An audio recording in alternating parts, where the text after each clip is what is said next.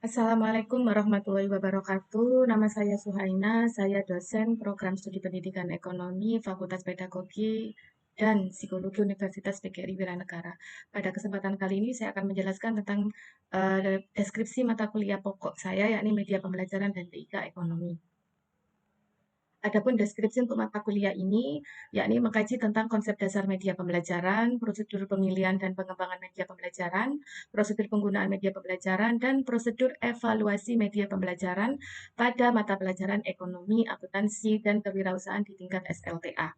Untuk bahan kajiannya ada 7. Yang pertama, analisis kebutuhan media dan media pembelajaran dan TIK ekonomi.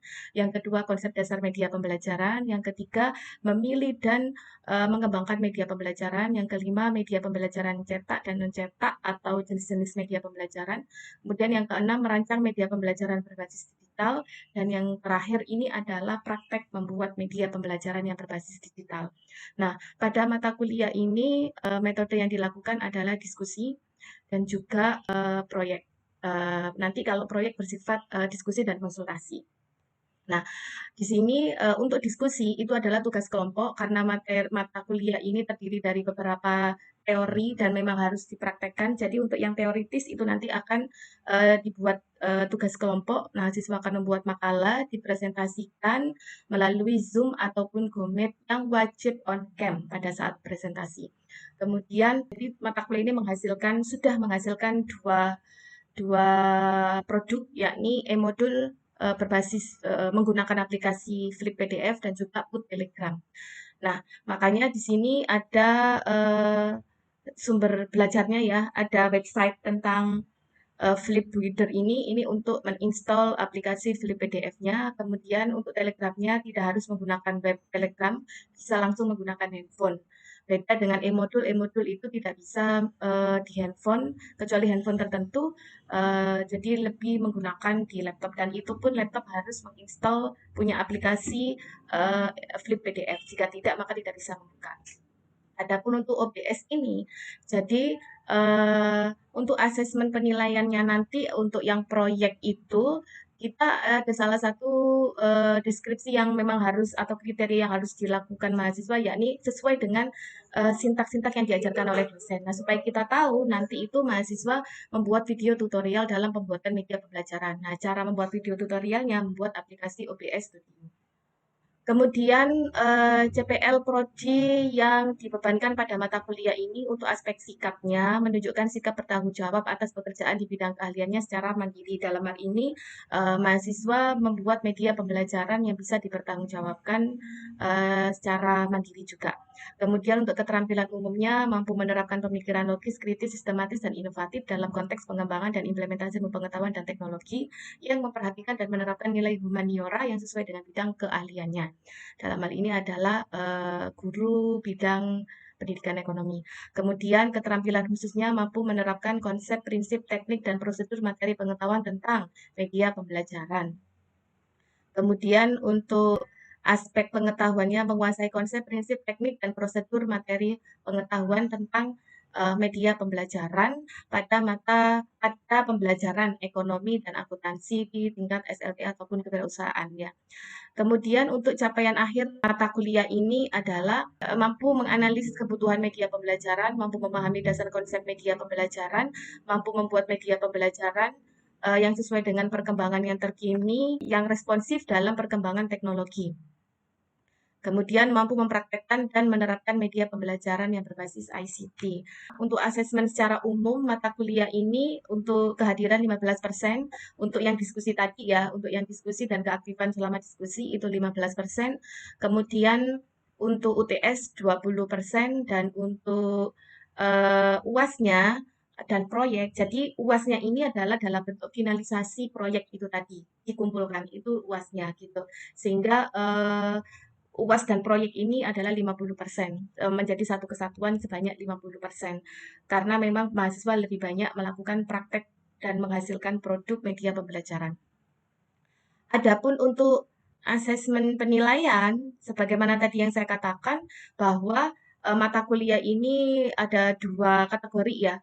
diskusi kelompok yang dipresentasikan membuat makalah, presentasi menggunakan PowerPoint. Kemudian dipresentasikan di Zoom Meeting atau Google Meet gitu ya.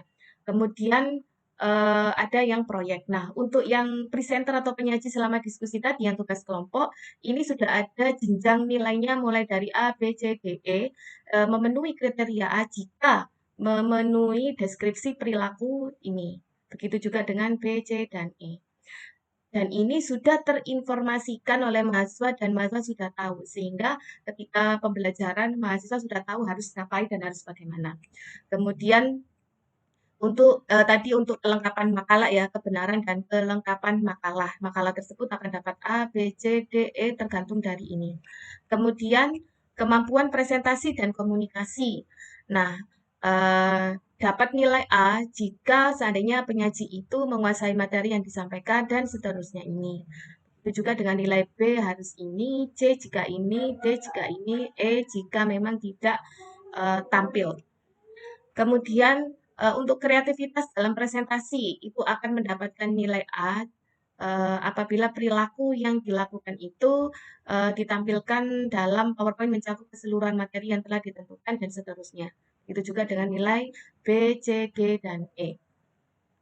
Kemudian untuk penanggap pun atau penanya juga ada nilainya, jadi kita tetap memberikan penilaian atau reward bagi siapapun yang memang aktif di situ. Untuk penanyanya, kriteria nilainya atau jenjang nilainya ada A dan B dengan kriteria ini. Nah, tadi juga ada proyek ya. Nah, untuk penilaian proyek atau tugas ini secara individu itu juga ada nilainya gitu. Ada A jika mahasiswa tersebut dalam mengerjakan proyek memenuhi prosedur dan langkah-langkah yang dilakukan sesuai dengan pedoman yang ada. Makanya tadi saya menggunakan atau meminta mahasiswa menggunakan OBS Studio gitu. Jadi supaya ada tutorialnya supaya diketahui. Begitu juga sampai dengan E ini. Nah, ini adalah salah satu bukti pengumpulan boot Telegram dan e-modul. Nah, untuk boot Telegram kita lihat ini adalah mahasiswa-mahasiswa yang telah mengumpulkan tugas boot Telegram. Oke, kita coba lihat ini aja. Oke, karena saya pakai WA Web, jadi open in web. Nah, Mapeleko, mata pelajaran ekonomi kelas 12. Kita klik start. Nah, ini menu-menunya. Ada daftar hadir, RPP, pembelajaran atau materi pembelajaran, ada kuis. Nah, coba kita lihat daftar hadir. Nah, untuk di Telegram kita menggunakan apa ini Google Form. Sebenarnya di Telegram itu ada yang namanya fasilitas pull-er. Pull-er itu bisa digunakan untuk presensi. Jadi presensi kayak tadi itu ada menu-menunya, ada menu izin, sakit, hadir, dan seterusnya. Tinggal klik aja. Tapi itu bisa dilakukan ketika di grup Telegram. Tetapi ini boot, beda grup dengan boot. Jadi untuk boot presensinya pakai Google Form. Kemudian ini ada RPP, kita lihat yang semester 1 aja ya. Nah, ada semester 2 kayaknya sama, maksudnya RPP ya, sama-sama isi RPP. Untuk pembelajaran, nah berikut kumpulan pembelajaran semester 1. Selamat belajar. Nah, karena waktunya terbatas, maka mahasiswa hanya membuat sampai 4 meeting. Kita lihat di meeting pertama. Nah, ini ada modul, ada video dari YouTube. Nah, makanya tugas ini ada e-modul karena e-modul itu pada dasarnya modul seperti pada umumnya, hanya saja nanti didigitalkan menggunakan Flip PDF. Sehingga modul yang sudah dihasilkan atau digunakan di booth ini nanti tinggal didigitalkan oleh mahasiswa gitu. Sekarang saya rasa untuk meeting 2-3 bisa dipahami, go back. Kita lihat tadi yang belum kita lihat adalah kuisnya. Oke. Nah, ini saya salah nol pas ngoreksi karena saya pokok klik-klik kayak gitu. Di sini, artinya di sini adalah berarti ada 7 pertanyaan di sini. 7 pertanyaan. Kita lihat ya. Kita coba lagi start. Oke, saya siap. Gitu ya. Ya, siap. Mulai. Oke. Oke. Kita asal aja ya supaya cepat durasinya.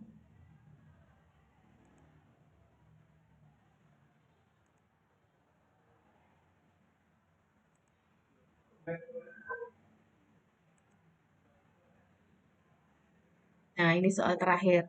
Ini bisa dilihat 7/7.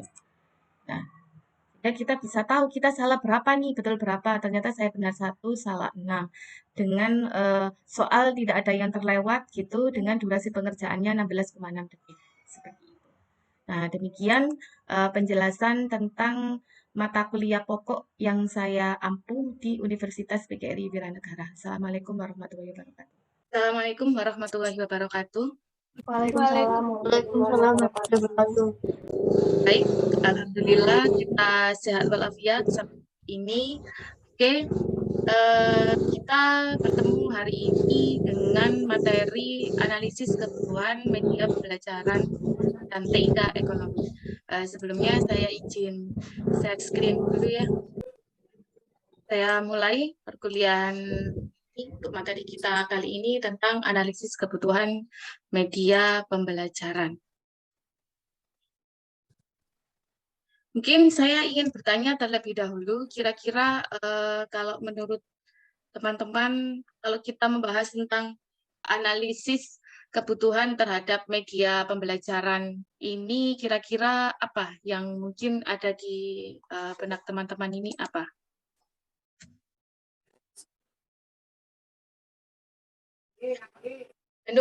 Menurut teman-teman di sini, apakah media pembelajaran ini cukup urgensi ya untuk dilakukan atau tidak?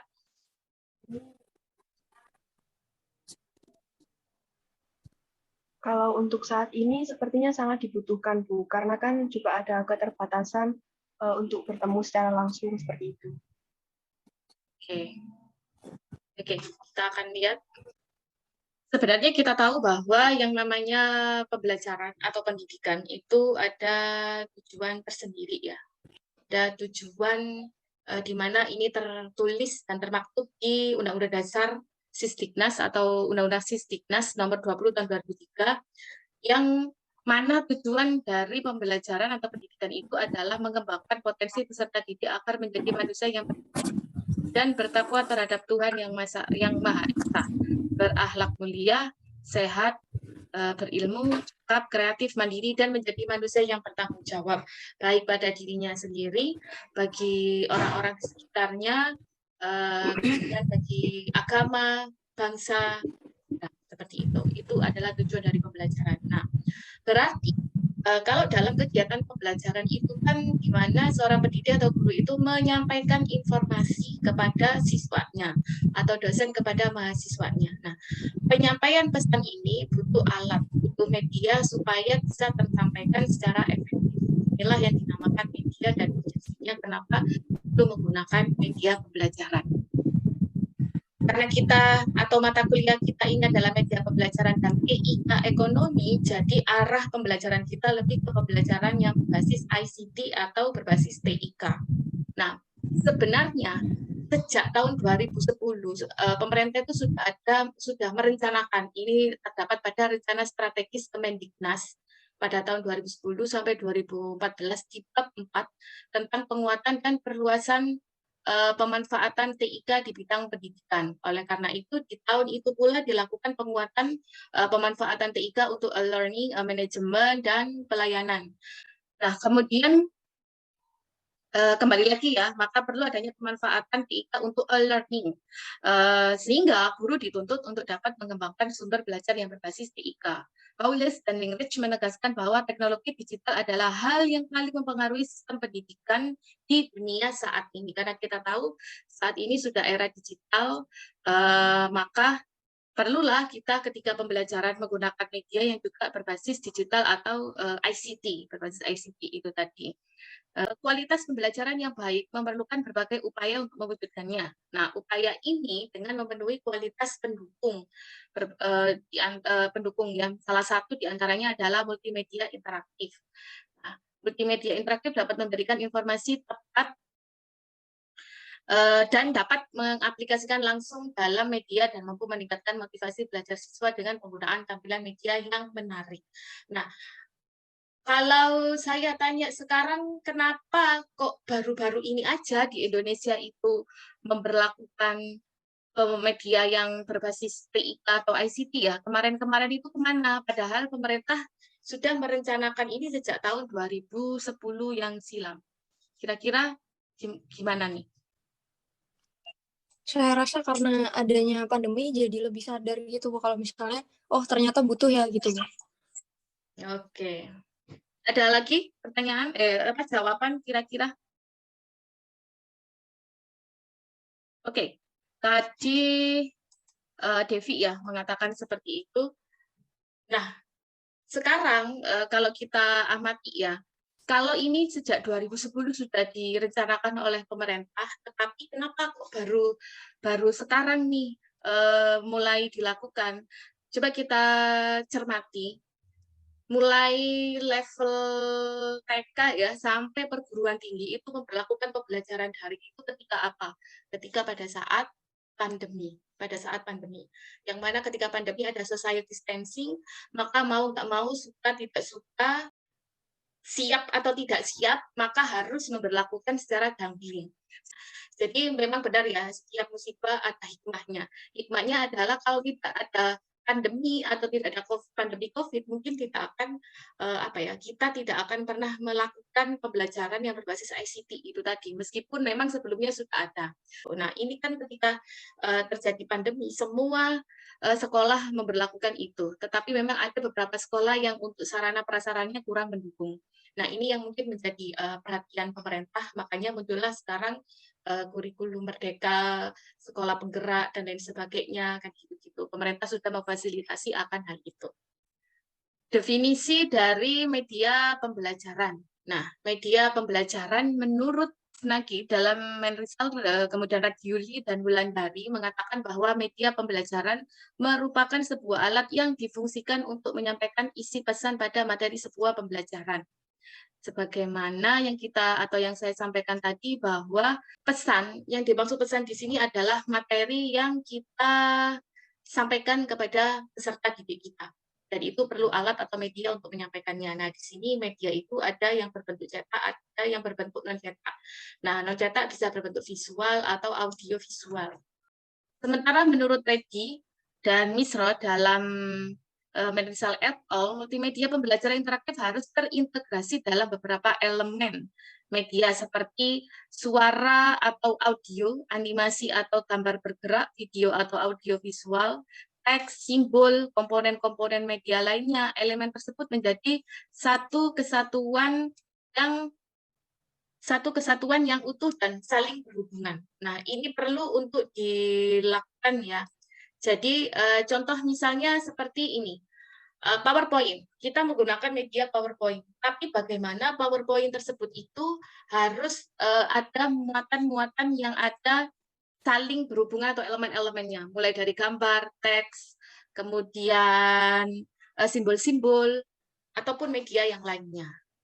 Nah, sekarang nih, perencanaan media pembelajaran yang baik. Menurut teman-teman, kira-kira perencanaan media yang baik di sini meliputi apa saja? Halo? Iya Bu. Ya. Kira-kira perencanaan media pembelajaran yang baik itu seperti apa? Mungkin bisa disampaikan.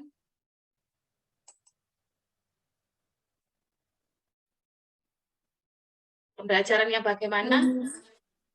Mana? Dilihat dari kebutuhannya Bu. Kemudian mungkin teksnya yang mendukung, gambar yang mendukung, gitu Bu, visual yang mendukung. Jadi tujuan pembelajarannya tercapai. Oke. Kita lihat ya. Yang pertama, media pembelajaran mudah diakses dimanapun dan kapanpun. Nah, ini sangat cocok dengan era yang sekarang yang berbasis digital. E-learning itu bisa dilakukan anytime dan anywhere.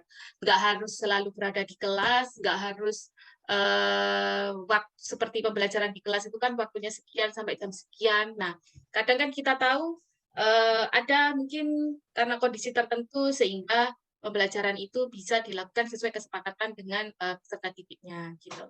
Dan bisa dilakukan di mana aja. Misalkan siswanya itu berada di rumah atau guru pun ketika berada dalam luar kota, harus ke sekolah, bisa dilakukan. Bahkan pun ketika dengan melakukan pekerjaan yang lain, misalkan terlalu tinggi mobilitas dosen atau guru, itu bisa mengajar juga dengan media yang akan digunakan, bisa melakukan beberapa aktivitas. Kemudian yang kedua, media pembelajaran dapat memudahkan pekerjaan dalam memahami dan mempelajari materi pembelajaran dalam sebuah media pembelajaran. Materi yang digunakan harus sesuai dengan kurikulum yang dipakai pada subjek pembelajaran di media tersebut. Kemudian, media pembelajaran harus mudah digunakan bagi penggunanya yang awam. Jangan sampai dengan media yang seharusnya menjadi mudah, tetapi lebih mempersulit penggunaannya dalam tampilan dan efektivitas penggunaan lainnya. Makanya dari itu, di mata kuliah ini itu ada nanti OBS, membuat tutorial ya, tugas kalian membuat tutorial itu. Ini harapannya misalkan nanti ketika kalian udah ngajar, kemudian buat media pembelajaran yang berbasis ICT, tetapi siswanya belum tahu itu bagaimana dan harus seperti apa tuh. Nah, maka guru akan memberikan tutorialnya. Nah, makanya di mata kuliah ini ada tugas membuat tutorial pembelajaran supaya bisa memfasilitasi bagi orang awam yang belum tahu tentang media. Kemudian yang selanjutnya, media yang dibuat harus mementingkan kesederhanaan dan penggunaannya. Jadi nggak perlu ribet-ribet amat ya. Yang penting itu bisa mengcover dan bisa digunakan. Oke. Untuk fungsi dari media pembelajaran ini ada 6. Yang pertama, membangkitkan motivasi belajar. Makanya tadi di penjelasan tentang pengertian media pembelajaran tadi, diharapkan menggunakan multimedia yang mampu menarik perhatian. Nah, kalau sudah ada interest dari siswa, maka itu akan bisa memotivasi. Kemudian mengulang apa yang dipelajari, menyediakan stimulus belajar, kemudian mengaktifkan respon siswa, memberikan umpan balik dengan segera. Nah, nanti ini di meeting-meeting selanjutnya, di mana kita akan praktek membuat good telegram, ada kuis di situ, yang menggunakan good telegram itu langsung dapat feedback. Siswanya langsung dapat nilai dari mengerjakan kuis tersebut. Kemudian menggalakkan latihan yang serasi. Selanjutnya, manfaat dari media pembelajaran. Kira-kira apa ya? Dari penjelasan saya tadi, manfaat dari media pembelajaran ini apa aja?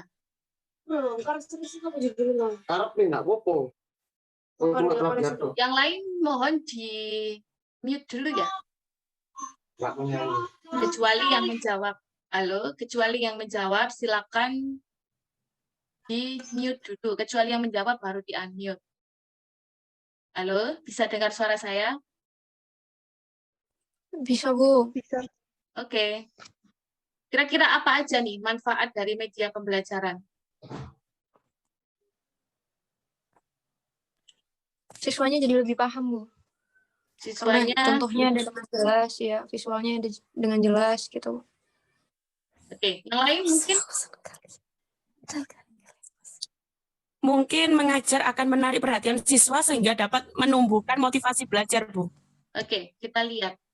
Manfaat yang pertama adalah menyampaikan materi pelajaran dapat diselenggarakan. Kemudian yang kedua, dapat diseragamkan, dapat diseragamkan. Artinya gini, ketika kita menggunakan media pembelajaran tertentu, kalau hanya sekedar PowerPoint saja gitu ya, PowerPoint langsung diberikan ke siswanya tanpa dijelaskan dan lain sebagainya, nah ini akan menjadikan multitafsir bagi siswa atau bagi peserta didik, karena tingkat pemahamannya memaknai tulisan tersebut akan mungkin berbeda-beda gitu. Beda kalau kita misalkan entah kita menggunakan OBS atau yang sejenisnya atau X recorder ketika menggunakan handphone menjelaskan PowerPoint yang akan kita jelaskan itu dalam bentuk video, maka penyampaian atau inti materi itu akan tersampaikan secara bersamaan. Maksudnya sama dan seragam, tidak ada perbedaan di situ. Kemudian yang kedua proses pembelajaran menjadi lebih baik, jelas dan menarik seperti yang disampaikan teman tadi ya. Kemudian proses pembelajaran menjadi lebih interaktif, media memungkinkan proses belajar dapat dilakukan di mana saja dan kapan saja.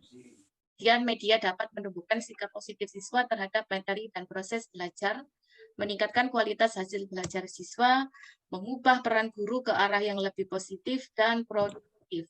Dan yang terakhir adalah efisiensi dalam waktu dan tenaga.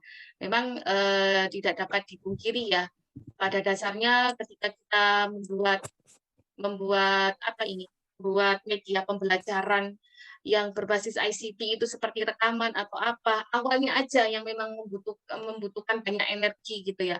Tetapi kalau sudah terlaksanakan, sudah tersampaikan, sudah di-share ke siswanya, itu akan lebih efektif waktunya untuk kegiatan pembelajaran tersebut gitu. Kemudian yang selanjutnya adalah prinsip-prinsip pengembangan media pembelajaran. Jadi prinsip-prinsip pengembangan media pembelajaran ini berbasis visual. Ini adalah singkatan dari prinsip-prinsip pengembangan media pembelajaran. Yang pertama yaitu V-nya itu adalah visible atau mudah dilihat. Kemudian yang kedua interesting, menarik. Makanya perlu adanya kombinasi elemen-elemen, simbol, warna, gambar, dan seterusnya tadi itu. Kemudian S-nya itu simple atau sederhana, nggak perlu yang terlalu heboh banget gitu ya. Kemudian useful, isinya berguna atau bermanfaat. Dan yang A itu adalah accurate, benar atau dapat dipertanggungjawabkan gitu ya. Kemudian yang L itu adalah legitimate, masuk akal atau sah di sini. Artinya media yang digunakan itu memang bisa digunakan dan tidak menyalahi atau tidak menggunakan hal-hal yang tidak dibenarkan seperti itu. Baik, dari sini ada pertanyaan atau ada hal yang belum bisa dipahami, silakan boleh bertanya. Oke, ada pertanyaan? Bu, saya mau bertanya, Bu. Oke, silakan. Tadi kan banyak banget, Bu, ya manfaat dari penggunaan media pembelajaran. Apakah Ibu sebagai pendidik ada hambatan nggak, Bu, memakai media pembelajaran itu, Bu? Oke, pasti. Dan itu jawabnya adalah pasti. Secara saya bukan generasi Z seperti kalian. Mungkin untuk kalian ini akan lebih mudah ya mempelajarinya. Kalau saya harus belajar terlebih dahulu, kemudian mengikuti adaptasi perubahan yang ada, karena itulah bahwa yang namanya belajar itu sepanjang hayat, tidak melihat usia, waktu, dan sebagainya. Karena saya adalah pendidik, mengajar mata kuliah ini mau tidak mau saya harus mengikuti perkembangan yang ada. Makanya nanti saya positif dan yakin banget dengan luaran mata kuliah yang tadi saya sampaikan, kalian nanti akan membuat media pembelajaran menggunakan boot Telegram, kemudian modul dengan e-modul dengan Flip PDF, saya rasa jauh lebih memungkinkan dan mudah untuk melakukan itu. Karena pertimbangan saya aja yang awalnya tidak terlalu adaptif dengan ini ya, karena tuntutan zaman, jadi saya harus belajar, maka saya yakin kalian akan bisa gitu. Saya rasa apapun mungkin nanti 5 atau 3 tahun ke depan, 5 atau 10 tahun ke depan ketika kalian menjadi pendidik, mungkin akan perkembangan teknologi jauh lebih besar dari sekarang. Kalau kalian mengalami aku kok kurang update dengan ini, maka bisa mengupdate dengan melihat tutorial-tutorial yang ada di YouTube dan seterusnya, atau mengupdate dengan mengikuti workshop tertentu yang berhubungan dengan media pembelajaran. Kalau saya kemarin kebetulan ikut workshop, lihat tutorial seperti itu. Gitu. Karena zaman perkembangan digital itu tidak ada yang sulit kalau menurut saya, selama kita mau untuk mengadop itu atau belajar itu. Gitu. Oke, sudah bisa dipahami? Iya, Bu, bisa. Oke. Terima kasih, Bu. Ya, kalau tidak ada pertanyaan, sekali lagi saya mengingatkan, silakan mempersiapkan diri untuk membuat media pembelajaran di Telegram dan juga e-modulnya. Nanti akan ada materi tersendiri, tetapi saya harap kalian sudah mempersiapkan dari sekarang, mungkin nyicil membuat modulnya, gitu. Sambil jalan, nanti ada materi yang membahas itu. Sebagaimana yang ada di RPS, materi ke-3 sampai ke-7 itu nanti membuat makalah, dipresentasikan seperti biasanya. Kemudian setelah UTS, meeting ke-9 sampai 12 itu individu, jadi kalian lebih banyak proyek atau membuat tugas. Oke, selamat belajar. Semoga kalian tetap semangat dan sehat selalu. Assalamualaikum warahmatullahi wabarakatuh.